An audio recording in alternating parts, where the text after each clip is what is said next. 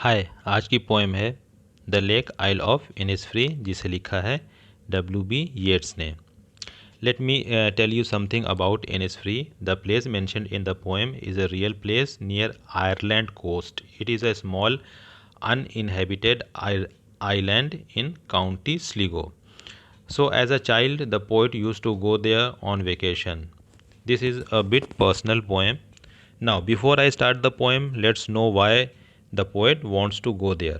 Because he was bored with urban lifestyle, culture, stress, tension, and noise. He wants a break. He was homesick, want peace. He always dreamt about Innisfree. तो चलिए शुरू करते हैं। I will arise and go to Innisfree. Poet कहते हैं कि वो Innisfree जाना चाहते हैं और अभी के अभी जाना चाहते हैं। And a small cabin built there of clay and wattles made, वहाँ एक छोटा सा कॉटेज मिट्टी और सॉलिड हार्ड स्टिक्स का बनाना चाहते हैं। 9 bean rows will I have there a hive for honey bee. और पोइट कहते हैं कि वो ये भी चाहते हैं कि वो बीन्स की 9 क्यारियाँ बनाएं। बीन्स जिसे हम सेम कहते हैं, वेजिटेबल के तौर पे यूज़ किया जाता है। And live alone in the bee loud glade, और पोइट चाहते हैं उन्हें वहाँ कोई डिस्टर्ब ना करे और वो बीस की बजिंग साउंड में अकेले रहें। बी लाउड ग्लेड का मतलब होता है buzzing sounds of bee in open area. And I shall have some peace there, for peace comes dropping slow. यहाँ ड्रॉपिंग स्लो का मतलब होता है स्लोली फ्रॉम द स्काई। आसमान से ऊपर से कोई चीज़ अगर धीरे धीरे नीचे आती है तो उसे हम ड्रॉपिंग स्लो, और यहाँ ड्रॉपिंग स्लो से पोएट का मतलब है जो ओस है, मिस्ट और ड्यू है। So and I shall have some peace there, तो पोएट कहते हैं कि उन्हें पीस और ट्रैंक्विलिटी चाहिए, और वो पीस रस्टिक लाइफ में ही मिलेगा, और वो भी धीरे धीरे। Dropping from the wheels of the morning to where the cricket sing, और पोएट कहते हैं कि मॉर्निंग में मिस्ट और ड्यू स्काई से फॉगी कंडीशन में गिरेगी, और वहाँ क्रिकेट्स भी होंगे, मींस झींगुर भी होंगे, और वो नॉइज़ भी करेंगे, उनकी चर्पिंग साउंड भी होगी, और उसको पोएट इन्जॉय करेंगे, और उससे ही will have some peace there. There midnights all a glimmer and noon a purple glow. तो पर्पल ग्लो का मतलब होता है जो रेस की जो सन की रेज होती हैं, सूरज की किरणें, तो उसे यहाँ पोएट ने पर्पल ग्लो कहा है। Their minds all a glimmer and noon a purple glow. तो इसका मतलब ये होता है कि रात को जब स्टार्स रहेंगे और जुगनू चमकेंगे तो उसको पोएट एंजॉय करेंगे, और जब दिन होगा तो सूरज की किरणों को भी पोएट एंजॉय करेंगे।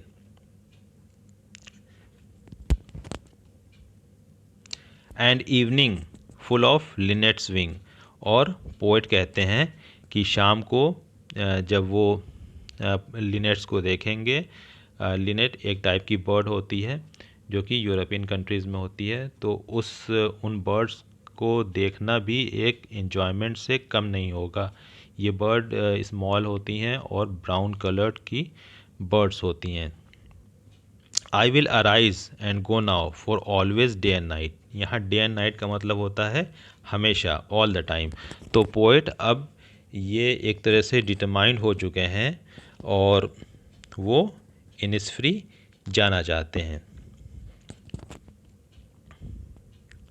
I hear the lake water lapping with low sounds by the shore, और पोएट को पानी के टकराने की आवाज़ जो कि इनिसफ्री में होती थी और जो उन्होंने बचपन में सुनी थी, वो अभी भी उनके दिल में है, उनके दिमाग में वो उस लैपिंग वाटर की नॉइज़, उसकी साउंड अभी तक है, और पोएट उसको अपने दिल में सुन रहे हैं। While I stand on the roadway और ऑन द पेवमेंट ग्रे, और पोएट जहाँ भी रहते हैं, चाहे वो रोड पे चल रहे हों या फुटपाथ पे चल रहे हों, तो उन्हें वो lapping sound of water Innisfree की सुनाई देती है। यहाँ पेवमेंट ग्रे का मतलब होता है कि जहाँ वो रहते थे जिस सिटी में, तो वहाँ के जो फुटपाथ थे वो ग्रे कलर्ड थे, मीन्स ग्रे रंग के कलर किए गए थे या ग्रे कलर के स्टोन्स थे। I hear it in the deep heart score. Heart score का यहाँ मतलब होता है कि दिल की गहराइयों में, और एक मतलब ये भी होता है कि एक ऐसी चीज़ जो कि जिसे हम भूल नहीं सकते हैं। तो पोएट वो चीज़ अपनी दिल की गहराइयों में सुनते हैं, लैपिंग ऑफ वाटर। और इसके पोएट हैं विलियम बटलर येट्स। अब हम आगे कुछ मीनिंग देखते हैं। अराइज का मतलब होता है उठ खड़े होना, केबिन का मतलब होता है रूम, क्ले का मतलब होता है मिट्टी, वेटल्स का मतलब होता है मुड़ी हुई कुछ स्टिक्स जो होती हैं, और ग्लेट का मतलब होता है खुली हुई जगह, व्हील्स का मतलब होता है थिन क्लॉथ या फेंट लाइट, जैसे फेंट लाइट हो जाती है फॉगी कंडीशंस में। क्रिकेट एक तरह का इंसेक्ट होता है जिसे हम हिंदी में झींगुर कहते हैं। ग्लिमर मतलब कोई रोशनी, कोई चमक। लिनेट एक छोटी सी बर्ड होती है जो कि ब्राउन कलर की होती है, और उसकी जो चोंच होती है वो छोटी सी होती है। लैपिंग का मतलब होता है जब पानी स्ट्राइक करता है किसी चीज़ से, उसको हम लैपिंग कहते हैं। कोर मतलब होता है सेंट्रल पार्ट, और आइल मतलब होता है स्मॉल आइलैंड। पोएट जो हैं वो विलियम बटलर यीट्स हैं।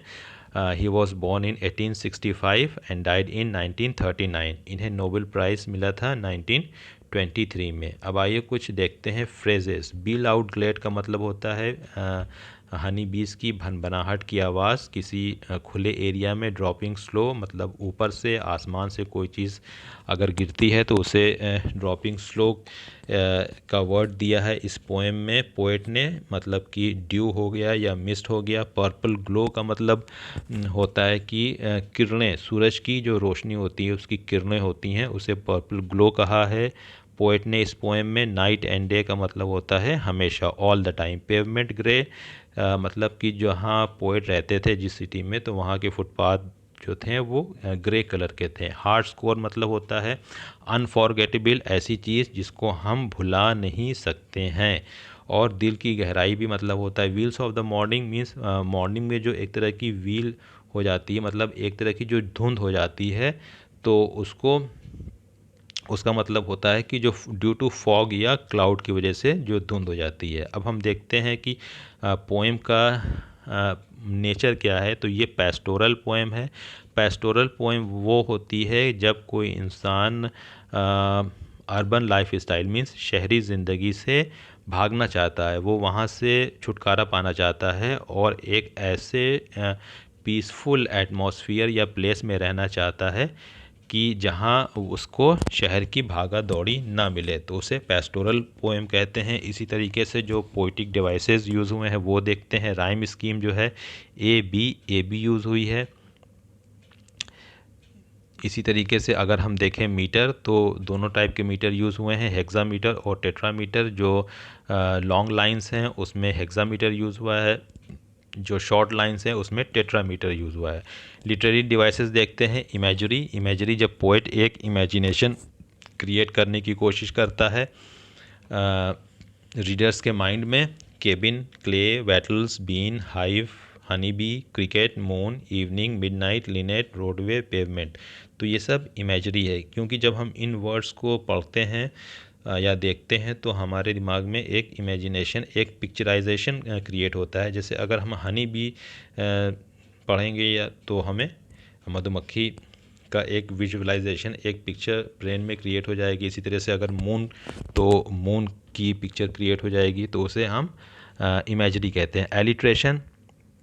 एलिट्रेशन वो होता है कि सेम लेटर्स और sound at the starting of a word, किसी वर्ड के स्टार्ट होने में जो एक लेटर आता है और या फिर उसी टाइप की कोई सिमिलर साउंड होती है, उसे हम एलिट्रेशन कहते हैं। जैसे कि a hive for the honey bee, तो इस लाइन में हाइव और हनी बी इन दोनों वर्ड्स में जो स्टार्टिंग लेटर है वो एच है, तो एच को हम कहेंगे एलिट्रेशन। इसी तरीके से the lake water lapping with low sound, इसमें लेक, लैपिंग, लो, इन तीनों वर्ड्स में जो पहला लेटर है जिससे ये वर्ड्स स्टार्ट हुए हैं वो एल है, तो एल क्या हो जाएगा, हमारा एलिट्रेशन हो जाएगा। इसी तरीके से जो मेटाफर है जो यूज़ हुआ है वो व्हील्स है। मेटाफर वो होता है कि जब हम किसी दो चीज़ों की क्वालिटीज़ को कंपेयर करते हैं और सिमिलर करने की कोशिश करते हैं तो उसे हम मेटाफर कहते हैं। जैसे कि व्हील्स हो गया, तो इस पोएम में व्हील्स का मतलब पोएट का ये है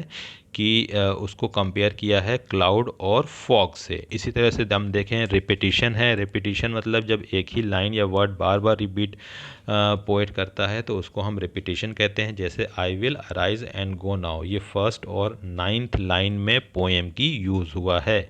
इसी तरीके से हम और देखते हैं लिटरेरी डिवाइसेस में, तो एनाफोरा है। एनाफोरा क्या होता है कि जब अब एक ही वर्ड्स को रिपीट किया जाता है बार बार तो उसे हम एनाफोरा कहते हैं। जैसे build there, have there, peace there, इसमें तीनों में देयर का यूज़ हुआ है। तो ये सेकेंड लाइन में देयर आया है, फिर थर्ड लाइन में और फिर फिफ्थ लाइन में, तो इसको हम एनाफोरा कहेंगे। ओनामेटोपोइया, ओनामेटोपोइया भी एक फिगर ऑफ स्पीच होती है जहाँ की किसी साउंड के टकराने की आवाज़ होती है तो उसे हम ओनामेटोपोइया कहते हैं। जैसे कि हर चीज़ की एक अलग साउंड होती है।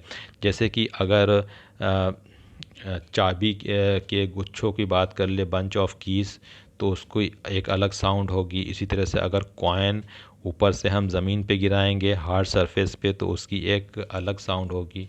तो इसी तरह से जो साउंडिंग वर्ड इसमें यूज़ हुआ है वो लैपिंग है। यहाँ मतलब lapping of water when it strikes the Rocky शोर ऑफ द इनिसफ्री।